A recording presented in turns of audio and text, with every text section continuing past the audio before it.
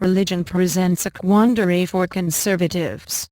On one side are those who believe that God/country/family is enough. On the other are the Nietzscheans and other realists who recognize that country is a substitute for identity, and family reduces community to slightly broadened self-interest.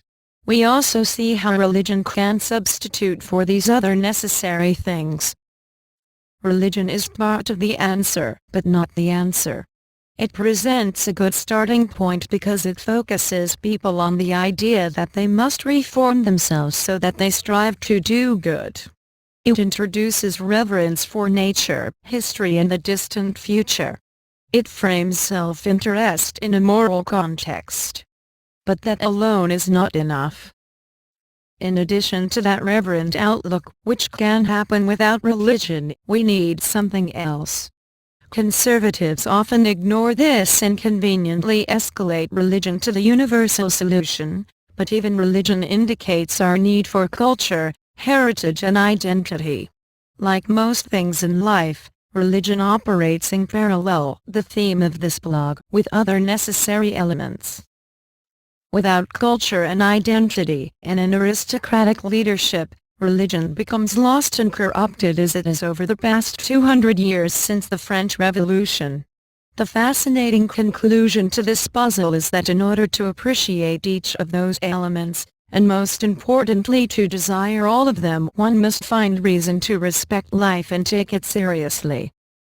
For this reason, religion operates in parallel with realism, or looking at life through its consequences and reality and the principles thus upheld or denied, much as it requires parallel culture, heritage and aristocracy. None of those can stand without the other. The truth of this can be found in realistic religious writings like Romans 1:18-32.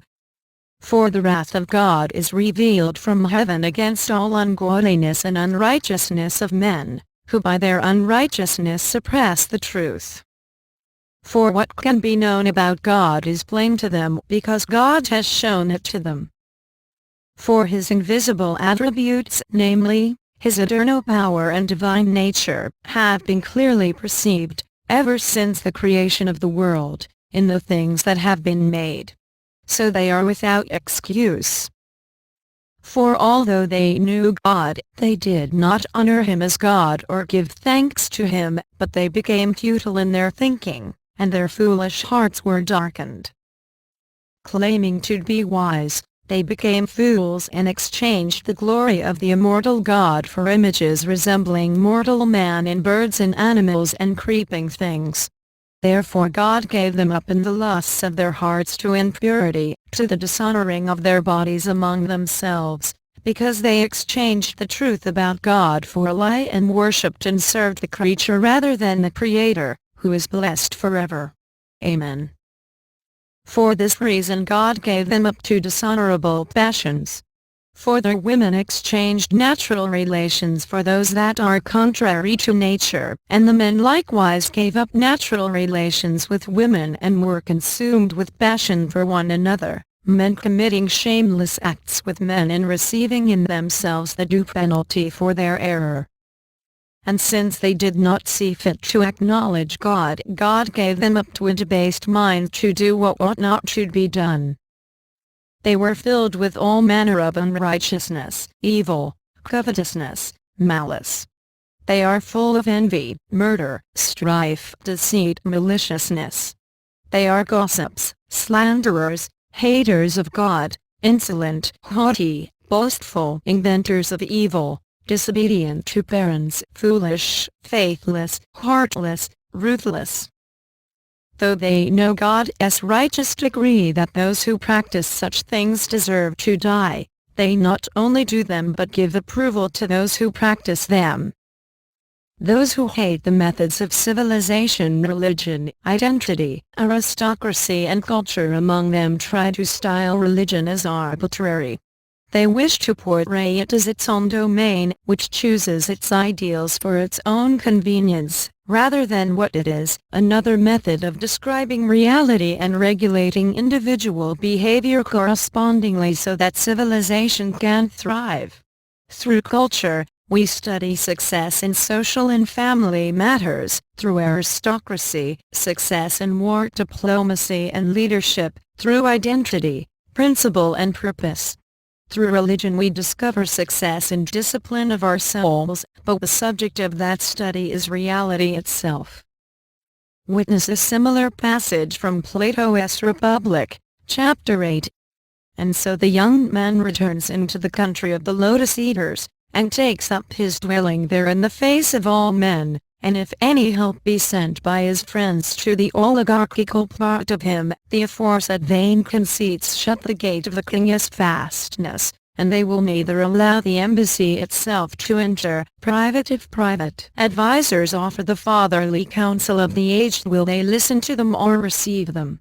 There is a battle and they gain the day, and then modesty, which they call silliness, is ignominiously thrust into exile by them, and temperance, which they nickname unmanliness, is trampled in the mire and cast forth. They persuade men that moderation and orderly expenditure are vulgarity and meanness, and so, by the help of a rabble of evil appetites, they drive them beyond the border. Yes, with a will.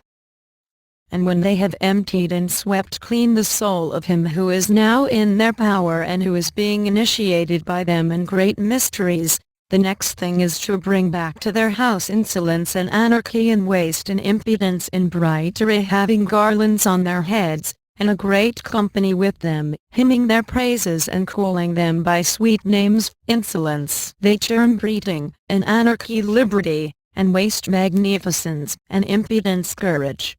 And so the young man passes out of his original nature, which was trained in the school of necessity, into the freedom and the libertinism of useless and unnecessary pleasures. Yes, he said, the change in him is visible enough. After this he lives on, spending his money and labor and time on unnecessary pleasures quite as much as on necessary ones, but if he be fortunate, and is not too much disordered in his wits when years have elapsed, and the heyday of passion is over, supposing that he then readmits into the city some part of the exiled virtues, and does not wholly give himself up to their successors, in that case he balances his pleasures and lives in a sort of equilibrium, putting the government of himself into the hands of the one which comes first and wins the turn, and when he has had enough of that, then into the hands of another. He despises none of them but encourages them all equally. Very true, he said. Neither does he receive or let pass into the fortress any true word of advice if anyone says to him that some pleasures are the satisfactions of good and noble desires, and others of evil desires, and that he ought to use and honor some and chastise and master the others. Whenever this is repeated to him, he shakes his head and says that they are all alike, and that one is as good as another. Yes, he said, that is the way with him. Yes, I said, he lives from day to day indulging the appetite of the hour, and sometimes he is lapped in drink and strains of the flute. Then he becomes a water drinker, and tries to get thin. Then he takes a turn at gymnastics, sometimes idling and neglecting everything, then once more living the life of a philosopher. Often he is busy with politics, and starts to his feet and says and does whatever comes into his head, and, if he is emulous of anyone who is a warrior, off he is in that direction, or of men of business, once more in that. His life has neither law nor order, and this distracted existence he terms joy and bliss and freedom, and so he goes on. Yes, he replied, he is all liberty and equality. Yes, I said, his life is motley and manifold and an epitome of the lives of many. He answers to the state which we described as fair and spangled. And many a man and many a woman will take him for their pattern, and many a constitution and many an example of manners is contained in him. Just so. Let him then be set over against democracy, he may truly be called the democratic man. Both of these passages focus on the symptoms of degeneracy, itself a product of degeneration in the Darwinian sense or loss of higher genetic characteristics because in the hands of social and cultural influences, they have become less valuable and therefore underused, gradually dropping out of the population. The first step toward degeneracy is changing behavior, which changes the economics of civilization such that bad is rewarded and good by de facto inversion in the zero-sum game of competition that is society, punished. Contrary to what his adherents sometimes say, religion alone is not a path to survival but to self-destruction. On the other hand, in conflict with what its detractors say, religion is not arbitrary. These rules exist for a reason, which is that they provide the optimal survival of a tribe, and thus longest resistance to degeneration over the centuries, as has been witnessed by wise people in the past, repeatedly. Like science, religion is a repository of knowledge, but it describes the metaphysical using metaphor instead of attempting the detailed approach of science. Abstraction allows flexibility over the changes brought by the passage of time, and for that reason, religion is highly abstract.